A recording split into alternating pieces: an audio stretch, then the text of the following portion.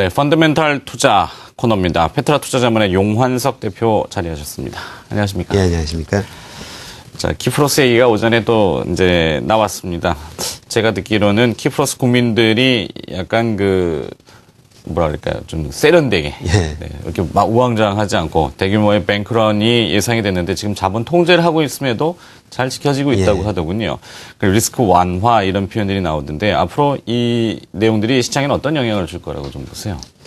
예, 키프로스 사태의 가장 큰 특징은 예금자가 되었다는 건데, 당초 구제안에는 예금자 보호 대상인 10만 유로 이하의 예금자도 포함이 되어 있었지만, 이제 결국에는 10만 유로 이상 예금한 예금자만 포함이 되는 것으로 결정이 되었습니다.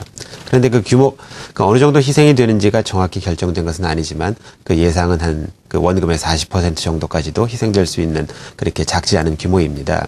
그런데 이제 과거 2008년 금융위기 이후 부실은행을 구제하는 과정에서 예금자가 희생된 전례가 없다는 점에서 좀 우려감을 자아내고 있는 것은 또 사실입니다. 그런데 또 나름대로 이유가 있습니다. 키프로스는 상대적으로 경제 규모가 작고 또 러시아의 불법 자금이 많이 유통되고 있다는 그런 것이 이유라 키프로스가 예외라고 이제 이렇게 강조를 하고 있지만 그래도 다른 나라에 적용이 될까봐 하는 그런 우려감이 가시지는 않고 있는 그러한 상황입니다.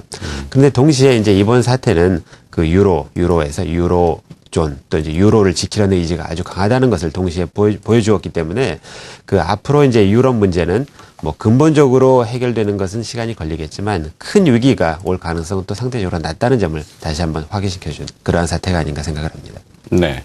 자, 내용을, 분석해 보면은 이례적으로 과거에 없었던 그런 형태의 구제금융 조건이 붙었고, 키프로스에 관련된 외신을 보면은 그런 얘기들 많더군요. 평생 모아와서 적금을 들고 예금을 해놨는데 그것을 까겠다.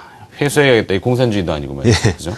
자본주의 사회에서는 참 생각하기 어려운 그런 내용이었는데도 불구하고 현재까지는 큰 변동은 아직 없고 이것이 이제 확산되느냐의 여부지 않습니까? 예. 다른 구제금융을 받은 국가들한테 적용을 시키게 되면은 상당히 걷잡을 수 없는 또 예. 이야기인데 잘 규제를 하고 통제를 한다라는 일단 가정하에 좀 더 추이는 지켜봐야 될 것 같고요. 자, 요즘 주가를 보게 되면은 실제의 펀더멘탈한 상황보다는 주가가 조금 과열이다? 예. 물론 주식이라는 것이 경기에 항상 선행하기 때문에 그런 현상도 나타날 수 있겠는데요. 뭔가 아직은 좀 미심쩍고 불안한 감이 있다고 하는데 가장 주의 깊게 봐야 될 점은 어떤 점입니까? 예. 이제 주가에 이제 영향을 미치는 요소가 여러 가지가 있겠지만 크게 보면 이제 세 가지입니다. 이제 첫 번째는 가장 중요한 건데 경제 상황과 이제 거기에 따른 이제 기업의 이익입니다. 그런데 요즘 상황을 보면은 또 한편으로는 큰 위기가 올 가능성도 적지만 또 갑자기 경제가 고성장 국면으로 진입할 가능성도 높지 않기 때문에 큰 변화가 있을 것으로 보이지는 않습니다.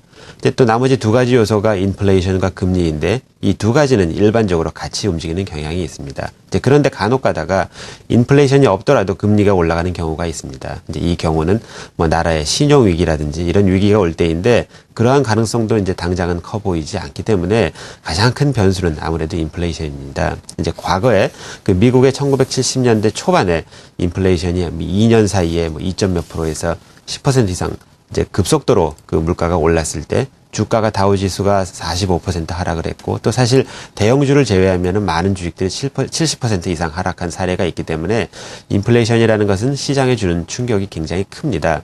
그런데 이제 요즘 이러한 우려는 미국을 비롯한 많은 나라들이 통합 팽창 정책, 자금을 많이 돈을 찍어내는 이런 정책을 취하고 있기 때문인데 그런 면에서 이게 글로벌한 현상이기 때문에 혹시 이런 우려가 닥치면 우리나라도 피해가기 어려운 그러한 측면이 있어 보입니다. 이제 그런데 현재 이제 왼쪽에서 보시는 바와 같이 미국에서 최근 통화를 많이 이제 공급을 했지만 인플레이션이 오지 않고 있는 이유는 아직 이러한 풀린 자금이 은행에 그대로 있고 실물 경제에 이제 아직 나지 않았기 때문인데 이제 적절한 시기에 또 경기가 과열되기 전에 이 자금을 다시 회수를 하면 인플레이션은 오지 않게 됩니다.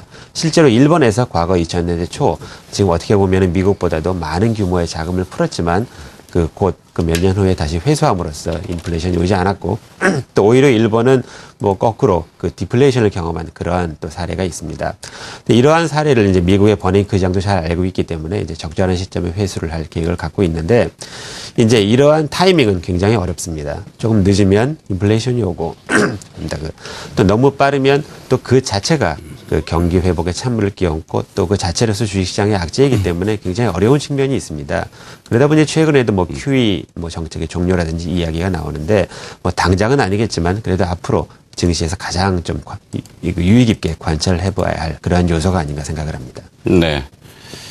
자, 뭐 통화 공급이 많아지면은 자연스럽게 돈의 가치가 조금 하락할 수밖에 없겠고 네. 그것은 돈과 바꿀 수 있는 물건, 물가라는 것이 오르는 것이 자연스러운 현상인데 어느 정도의 속도로 올라가느냐 이 부분도 있겠고 말씀하신 대로 통화를 공급했다고 양적 완화를 했다고는 하지만 이것이 이제 낙수 효과로 쭉 퍼져야 되는 것이 맞는 얘기죠. 근데 퍼지지 않고 위에서만 맹맹 도는 뭐 본원 통화에서만 왔다 갔다 하는 거는 시장에 큰 도움이 되지 않는다. 그래서 실제 주가가 그것을 반영하고 있는지를 꼼꼼히 따져보자. 이렇게 얘기를 해주셨습니다.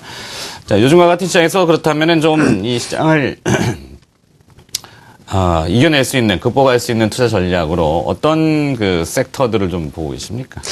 이제 주식이라는 게 뭐 원래 그렇지만 특히 이제 이러한 상황에서는 뭐 단기적으로는 조금 악재가 있더라도 이제 장기적으로 경쟁력이 있고 또 이제 성장성이 있는 회사의 주식을 사는 것이 무엇보다도 더 중요합니다. 이제 오늘은 그런 회사 중에 하나로서 이제 한국 타이어를 소개해드릴까 하는데 그 한국 타이어는 뭐 국내 1위고 세계 7위의 그런 타이어 업체입니다. 근데 최근 4분기, 작년 4분기 실적을 보면 전년 대비 매출은 감소한 반면에 또 사실 그 원재료, 고무 가격이 하락함으로써 이익은 많이 증가를 하였습니다. 그런데 사실 그 작년 공시된 실적을 보면은 그 2012년 9월부터 12월 4개월 실적밖에 나오지 않다 보니 이 회사의 실적이 추이가 어떻게 되는지를 공시만 보고는 참 알기 어려운 측면이 있습니다. 이제 그 이유는 이제 작년에 회사가 한국타이어가 그 타이어 사업, 한국타이어와 나머지 사업 부분으로 이제 분리가 되었기 때문인데 그러다 보니 이제 그 뭐 좀 정확히 파악이 어려운 측면이 있지만 그렇다고 하더라도 한국타이어는 과거에 현대 기아차와 함께 고성장을 했는데 최근에 성장세가 다소 멈춘 것도 사실입니다. 하지만 또 성장세가 멈추었지 또 성장을 하지 않는 것은 아니고 또 어떤 면에서는 그 현대 기아 이외에 다른 외국 메이커에도 매출을 하기 때문에 어떤 면에서는 성장세가 더 높은 측면도 있습니다. 또 이렇게 기업이 분할돼서 순수 타이어 사업만 하는 것 자체도 더 높게 평가받을 수 있는 요소가 있는데 그런 측면에서 현재 주가는 그 이 회사 순이익, 그 주당 순이익 대비 뭐 약 8.5배에 거래되고 있는데 그다지 높은 가격이 아니다 보니 한번 주의 깊게 살펴볼 필요가 있다고 생각을 합니다. 네. 자, 타이어 중에서 한국 타이어 장기적인 성장이 예상이 된다 하셨고요. 중성주 중에서 혹시 또 관심 가져볼 만한 섹터나 종목이 있습니까?